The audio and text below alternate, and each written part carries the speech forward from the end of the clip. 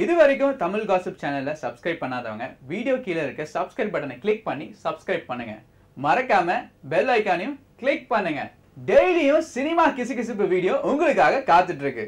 தமிழ் சினிமாவில் தீபாவளிங்கிறது ரொம்ப முக்கியமான பண்டிகைங்க. ஏன்னா இந்த பண்டிகை அன்னைக்கு ரிலீஸ் ஆகிற படங்கள் எல்லாமே ஹிட் ஆயிரும்.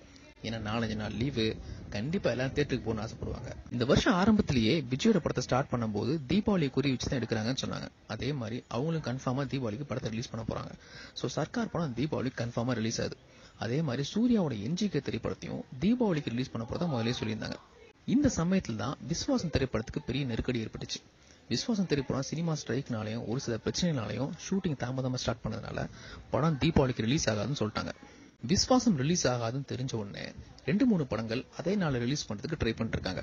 அதுல முக்கியமான படங்கள் தனுஷோட மாரி 2, விஷாலோட சண்டைக்கோழி பார்ட் 2. இதுல என்ன விஷயம்னா தமிழ்நாட்டுல மொத்தமே 1200 தியேட்டர் தாங்க இருக்கு.